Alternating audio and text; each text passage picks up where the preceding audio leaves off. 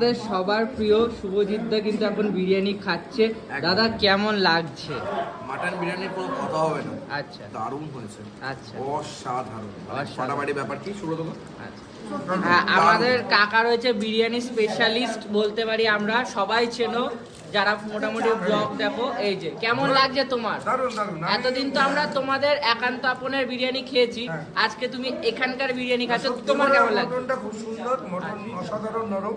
আচ্ছা, আর মটনের মাছগুলো ঝরে পড়েছে এইভাবে, এই যে এইভাবে ঝরে ঝরে পড়ছে, অসুবিধা নেই। আচ্ছা, আর একদম গরম। ঠিক আছে, মটনটা সত্যি খুব এটা নরম মাটন নিয়ে আসবে।